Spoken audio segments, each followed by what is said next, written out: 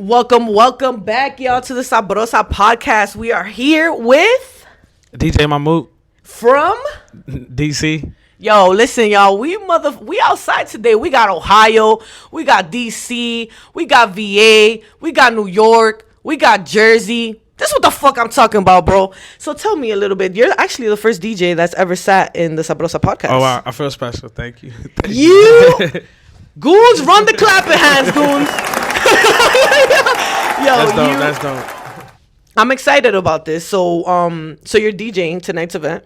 Yeah, tonight, and then we just finished we wrapped up the closet event as well. And you was doing your thing over there, so I pulled up and he had the beats bumping. I get out the car, I was like, dancing. You even had the Spanish music playing. And everything. Well, I played a little bit of Spanish music. You know, we were trying to give more the feel of what people were gonna get tonight. Yeah. So we played more of the hip hop underground, or more gangster rap, a little bit more underground type things, but also included, because we were next to a barbershop and we're just trying to give people a vibe and stuff like that. So I try to include a little bit of everything. Like when I got there, I was like, whoa, like we got out the car, me and Amanda get out the car, it was like, oh shit, it's a vibe, like it's lit, it's loud. So tell us a little bit about, like how did you get into DJing? Well, I've been DJing for like over 14 years now.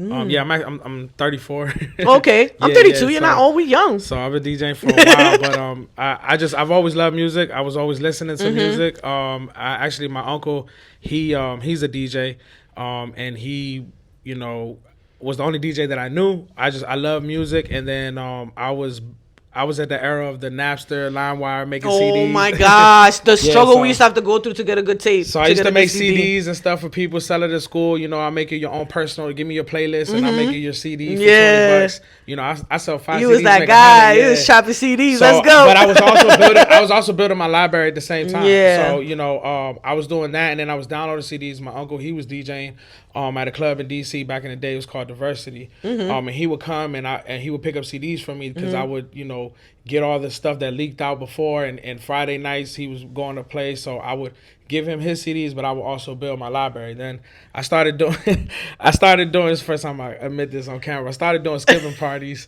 I won't say where, but I started doing skipping parties. Okay. And we used to, I went to school out in Maryland, PG County schools, and we would, have everybody would come. I had a guy who had a big excursion truck, 16 passenger. He'd go to the school, pick up everybody. We do the skipping parties, but I had I didn't have a DJ equipment. I had a setup of house speakers and stuff like that. But my boy, he had a setup equipment, and he was like, "Yo, let's use it." I called my uncle because I never knew how to use equipment. I called him. He showed me the basics, and then every day was in high school. Every day I came home and I was just practicing over and over again until I started hearing that I was getting better. And when I would mix a song good, I would go back and do it over, and then I would just put that same concept into everything, and then just repetitive practicing, networking. I followed a lot of DJs. I got lucky to meet certain people, and I was able to follow a lot of DJs that let me come along with them and learn different things, as far as acting in the clubs, events, handling money, budget, charging, things like that. So I was fortunate enough to learn my craft and spend my time.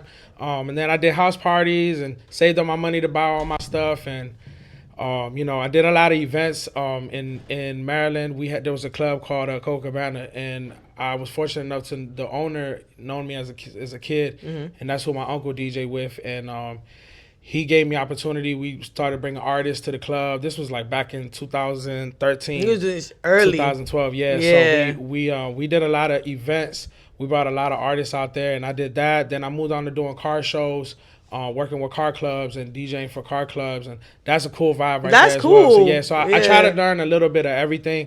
I done the clubs, I done with artists, then I did the car show thing. So now I do like little private event. I still do private events, but I DJ like in DC in the boats of the DC. I do that right now. I take on events for them because I have a deal with them. So I do that, a lot more now because it's an easy gig. I go there, do my thing, and I meet so many different people. And what I really like about it is I don't know who I'm going to DJ for, so I gotta adapt to that situation. So it keeps my skills sharp. It keeps you on your toes, and it also keeps you like always meeting new people. Like your network is like crazy. Yeah, definitely. Like that's dope. That's so cool. That's so cool. I think that's dope. I'm happy I met you today. Thank you. Because like DJs, I feel like DJs work like DJs are like a core tool. like, you know, and it's needed. Like, the relationship with the DJ is needed because the DJ connects the artist with the people. Yeah. You know what I'm saying? So yeah, and that's another part that I love about the DJ is that part right there, being able to connect artists with crowd, and then being able to connect people, you know, with music, show people a good time. And, you know, even me and someone like on the first time, and they're like, yo, I didn't expect you would play something like that, because a lot of people, you know, I'm Spanish, they're like, oh, might only know Spanish music, they don't know like or my age, like, you know, especially I get a lot of people like, oh, well, you know how to play. Well, you'd be surprised. Like, like you was playing Don Chesina. That's my brother's favorite song. That's how I know that song. Because shout out to my man when I was when I was a kid, he used to play that in the crib all the time. I got 3 older brothers. They all used to listen to Playero 37, Daddy Yankee, Nicky Jam, stuff like that. So I grew up on that. So I was like, whoa, Don Chesina, I know that. You know what I'm saying? So real quick, if there was some advice that you could give your younger self, what would it be? Have more faith.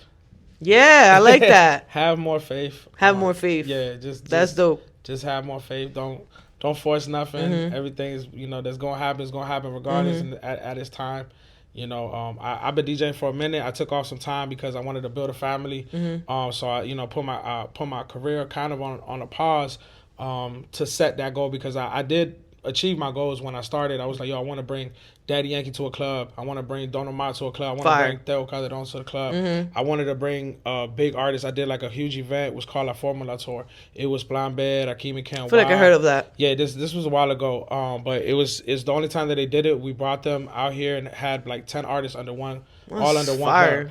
So, legendary. You know, yeah, definitely. Add that to the resume. And it was my goals that I wanted to do, and I achieved them. And then I was just like, okay, well, now I want to have a family. Like, and people thought I was crazy. Like, yo, you're like at the peak. I'm like, well, for what? If it's nobody to leave behind. So, you know, that's where I was at. But now I'm like, yo, I still love it. My kids love music. So I'm like, you know what? I'm gonna keep doing it because I want to leave something for them. You know, they love it. Shout out to that. Yeah, I love my kids. Shout out to the fact that you're a dad. Shout out to fatherhood. Like I already said, husband like, and a dad, husband, the whole dad. family, That's what's up. Like, shout out to that. God bless that. Please protect that. And just keep working hard, because now you have now you have a whole legacy to uphold. Shout out to Richmond. Shout out to Jay. Shout out to all you guys. It's been nothing but love. I appreciate everybody out here today. It's been crazy, nothing but love. Shout out to my man Patron.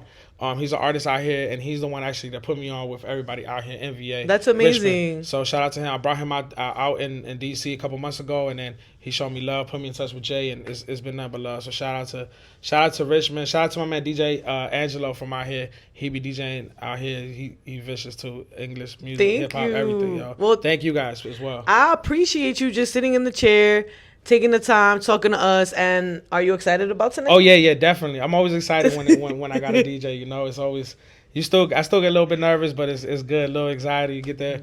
But once I start getting in my zone, it's a wrap.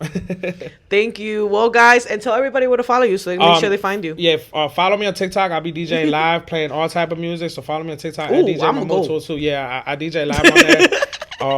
Like tonight, I'll be broadcasting tonight's show live on my TikTok.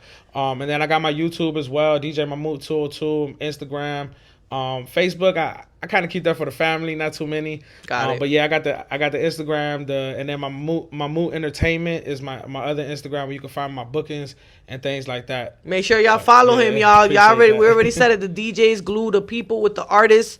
Make sure y'all tap in. Thank you so much for coming on the show. I appreciate you. I look forward to tonight. I look forward to the vibes. Bye. We gotta go. Especially